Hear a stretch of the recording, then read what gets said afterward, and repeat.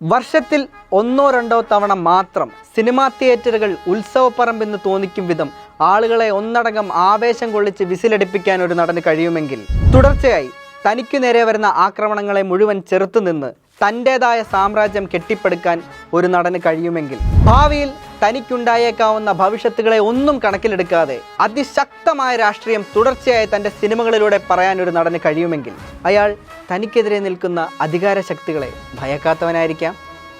അയാൾ തൻ്റെ രാഷ്ട്രീയത്തെ ജനങ്ങളിലേക്ക് വെറും ഒരു സൈക്കിളിൽ ഓടിച്ചു കയറ്റാൻ കഴിവുള്ളവനായിരിക്കാം. അയാളുടെ പേര് ജോസഫ് വിജയ് ചന്ദ്രശേഖർ എന്നായിരിക്കാം.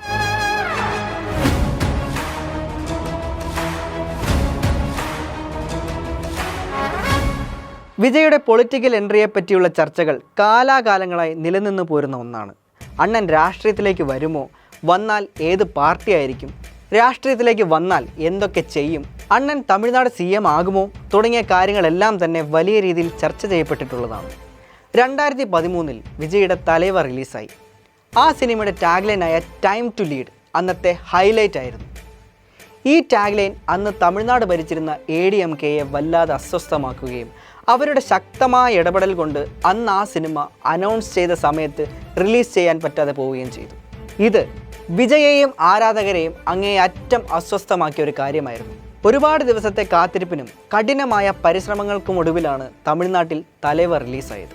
ശക്തമായ പൊളിറ്റിക്സ് ഒന്നും തന്നെ ചർച്ച ചെയ്ത സിനിമ അല്ലാതിരുന്നിട്ട് കൂടി ടൈം ടു ലീഡ് എന്ന ഒറ്റ ടാഗ്ലൈൻ കാരണം അങ്ങേയറ്റം ക്രൂശിക്കപ്പെട്ടൊരു സിനിമയായിരുന്നു തലൈവർ. എന്നാൽ അതിനുശേഷം വന്ന കത്തി, മെർസൽ, സർക്കാർ പോലുള്ള സിനിമകളിൽ അതിശക്തമായ രാഷ്ട്രീയമാണ് വിജയ് മുന്നോട്ട് വെച്ചത്. തൻ്റെ സിനിമകളുടെ പേരിൽ വിജയ് നേരിട്ടിട്ടുള്ള വെല്ലുവിളികളൊന്നും ചില്ലറയല്ല. പക്ഷേ ആ വെല്ലുവിളികളൊക്കെ തന്നെ കൂളായി കൈകാര്യം ചെയ്യാനും കൂടുതൽ ഉഷാറായി സിനിമകൾ ചെയ്യാനും അദ്ദേഹത്തെ പ്രോത്സാഹിപ്പിച്ചത് അദ്ദേഹത്തിൻ്റെ ആരാധകരാണ്. അവരെ തൻ്റെ ഹൃദയത്തോട് ചേർത്ത് വെച്ച് വിജയ് ഇങ്ങനെ അഭിസംബോധന ചെയ്യാറുണ്ട്: എൻ നെഞ്ചിൽ കുടിയിരിക്കും എനത് അൻപാർന്ന രസികർകളെ.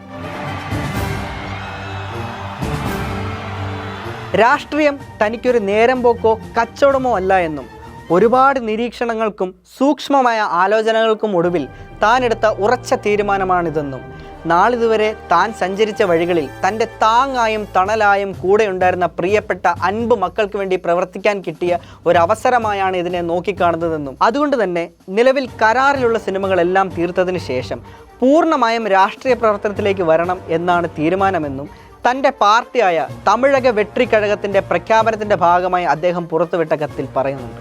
തങ്ങളുടെ ഇഷ്ടനായകനെ സ്നേഹപൂർവ്വം ഇരുകൈയും നീട്ടി വരവേൽക്കുന്ന ആരാധകർ ഉള്ളിൽ മറച്ചു പിടിക്കുന്ന ഒരു വേദനയുണ്ട്.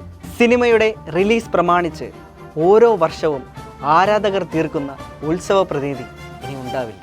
സോഷ്യൽ മീഡിയയിലെ അപ്ഡേറ്റുകൾക്ക് വേണ്ടിയുള്ള കാത്തിരിപ്പുകൾ ഉണ്ടാവില്ല. റിലീസിൻ്റെ തലേ ദിവസം ആകാംക്ഷയോടെ ഉറക്കമൊഴിച്ച് എണ്ണിത്തീർക്കുന്ന മണിക്കൂറുകൾ ഉണ്ടാവില്ല. തിരശീലയുടെ മുന്നിൽ ഹർഷാരവങ്ങളും ദളപതി എന്നുള്ള ആർപ്പ് വിളികളും ഉണ്ടാവില്ല. എന്നിരുന്നാലും ഉന്മേലെ മുതലമച്ചറാ നടിക്കമാട്ടെ എന്ന് ഉറപ്പ് നൽകിയ ദളപതിയുടെ പുതിയ രാഷ്ട്രീയ ചുവടുവെപ്പിന് അഭിവാദ്യങ്ങൾ. எவனை எங்க உட்கார வைக்கணுமோ அவனை அங்கங்க கரெக்டா உட்கார வச்சிக்கணும். அவனுக்கு கீழே நடக்கும் பாருங்க ஒரு சர்க்கார்.